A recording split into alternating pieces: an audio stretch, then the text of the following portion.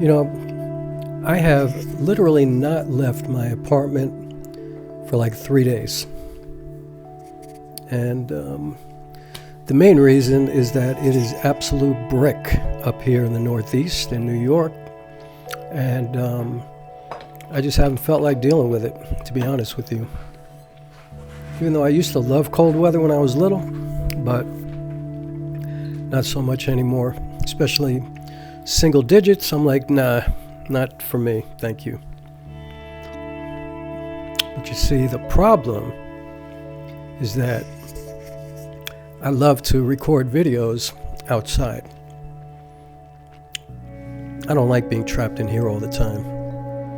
And so I think it's time for me to, prepare properly, dress well, layer up, and get my ass outside and re-enter the world and be a part of the community out there and see what's going on and, use what's around me to beautify some of my art. So I'm going to do that. But it's been really uncomfortable up here. It's also like a sheet of ice out there. People have not really cleared off the roads and parking lots and things like that, and I'm not trying to fall down on my head or something like that. I did that last year. Ice, it's like it happens so fast sometimes. You step just in a wrong spot and boom, you're down. So I guess I have a little trauma with that. But you know what? Life is life. The world is the world. One of the things I love about living in this part of the world, in this part of the country, is that we have different seasons. And so I don't want to take that for granted by staying inside all the time. And, I guess the price you have to pay to get to enjoy all that stuff is to get outside and, deal with the discomfort. I mean, it's easy to deal with things that are comfortable all the time. So anyway, let's get outside and let's make a video and get out into the beautiful world and see what happens. All right.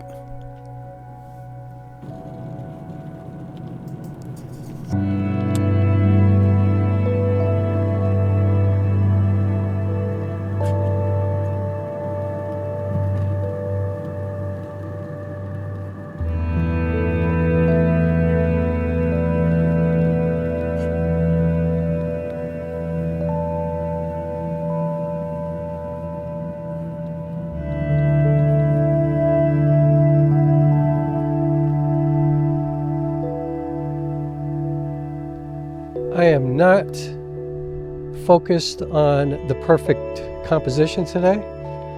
I am not focused on the best frame. This is not going to look like a painting.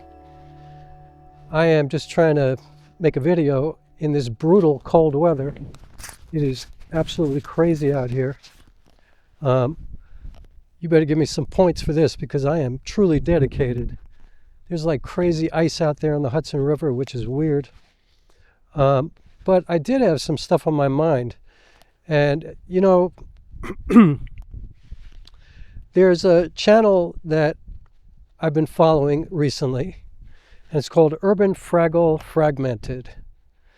And I don't want to say the woman's name because I'm not sure she wants her name spoken in public, but she's got an amazing channel. It's, she's got a small amount of subscribers, and I think she's just building up her channel now.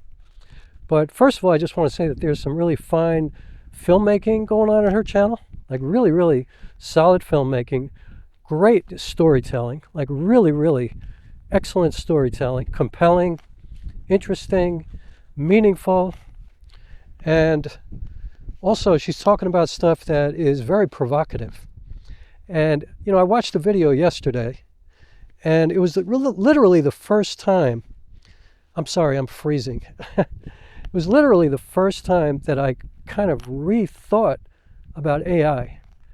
I thought to myself, maybe there is some kind of positive side to AI, other than the obvious, like there are obvious things to AI that help us do things better.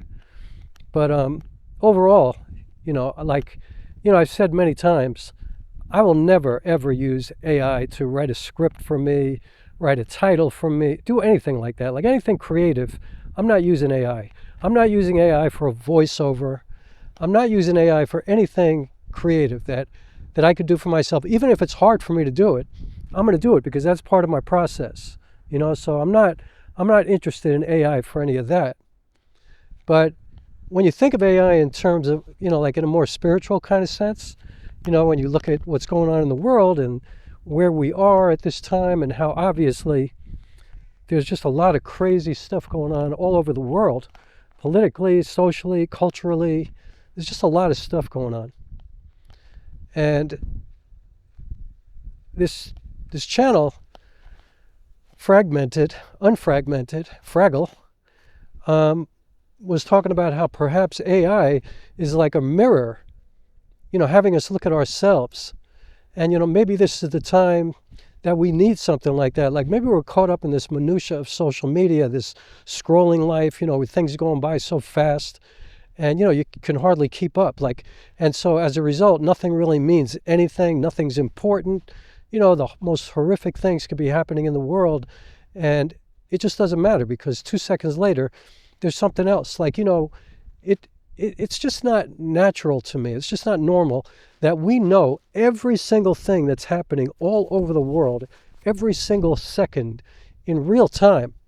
And it affects us. If you're not a sociopath and you hear about some kind of storm in Pakistan, if you live in New York City, or something going on in Brazil or South Africa or Morocco or whatever, obviously you're going to feel horrible. And it's going to, stay with you the whole day if you are that kind of person. But it's like, I just wonder, have things always been like this? We just didn't know about it? You just read your local newspaper, you see your local news. Has the world always been, I'm sure horrific things have always been happening. I often think about the subways in New York City. I mean, when I was younger riding the subways, it was crazy. It was not like it is today, but yet, all we're hearing about now is people getting stabbed in the face on the subway and people getting killed and beaten up and all this crazy stuff. But that was happening before. And truth be told, most people who've lived in New York City, even if you lived there your whole life, I guarantee you, probably 90% of those people have never witnessed any violence on the subway ever. Maybe a crazy person talking out, whatever, but I guarantee you 90%, probably more, have never seen somebody stabbed or shot or raped or anything like that. And yet we have a tremendous fear of that. And I'm not saying it doesn't happen, but I'm saying, imagine if you heard about every car accident that happened in the world in real time, all day, every day. You would never get in a car. I mean, you would be so traumatized and petrified at the thought of getting in something that can cause that kind of harm to you. You would never do it. But, there's much more chance of, say, a car crash than a plane crash, but people are more afraid of flying. I know I am, I feel like in a car, at least I have a shot at surviving. And I feel like if a plane crashes, not so much. But yet, thousands and thousands of planes fly back and forth across the country, across the world, every day, every single day. And it's so infinitesimal. The percentage of planes that crash compared to the ones that fly are so small. And yet, we're more afraid to fly because, when we do hear about it, it's like a big deal. But my point is, you don't hear about all the car crashes, You don't hear about so many horrible things that happen every day that are just like day-to-day things, How many people cut their finger off, cutting an apple? I'm sure thousands of people do that every day throughout the world. You would never cut an apple,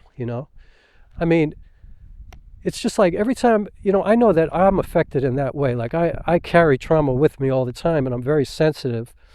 And when I hear about stuff, it just stays with me. So anyway, back to AI and storytelling and Unfragmented's channel. I think those are the kind of channels that I really appreciate. You know, she's not making any money right now. Hopefully she will soon. She doesn't have a big audience, and yet she's putting together videos with a tremendous amount of effort, like a lot of really beautiful editing. Like I said, really fine filmmaking. She studied art in college, I know that, and because she talks about that in one of her videos. And actually, she mentioned that in a comment that she made at my channel. And I don't know, I just think I think it's pretty cool that I went to this tiny little channel that hardly anybody knows about yet. And it made me think a little bit more about AI and kind of rethink how I feel about it. And it makes me want to explore it a little bit more, like delve a little bit deeper into how it's affecting humanity. And perhaps maybe I'm going to try to focus on the good parts, you know, and the good things, and not worry about the bad things unless I feel that they're really insidious and nefarious.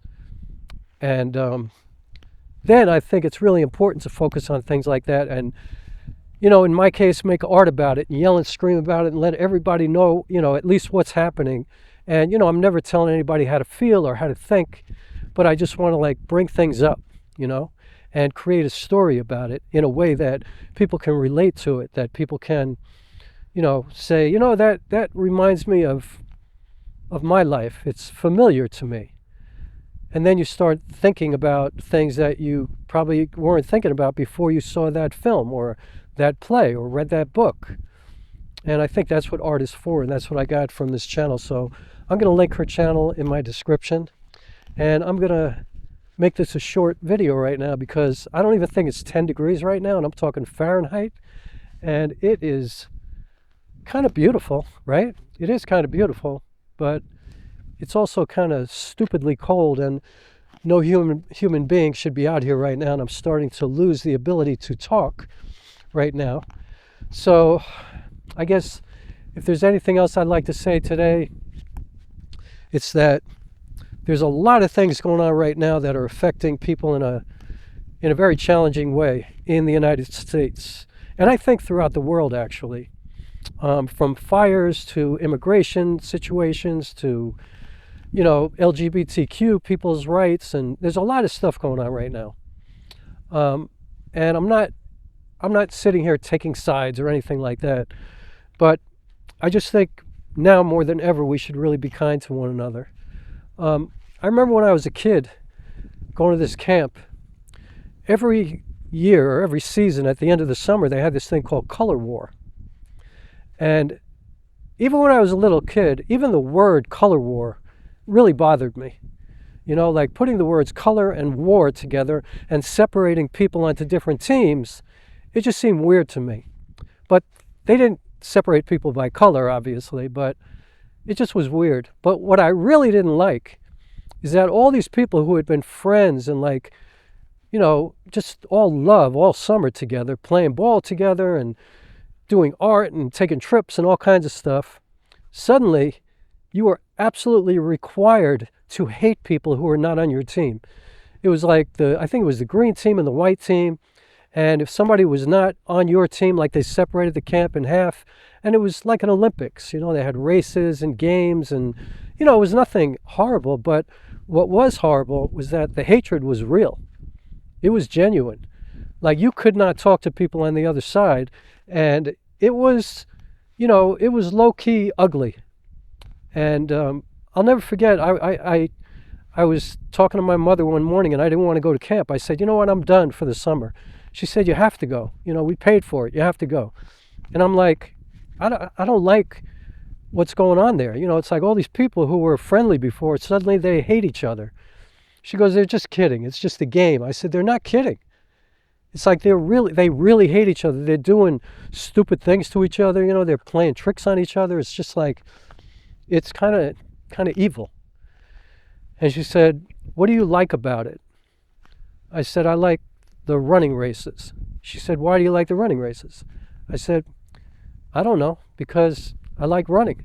I like to be the fastest runner. I like to win the race. I like to compete.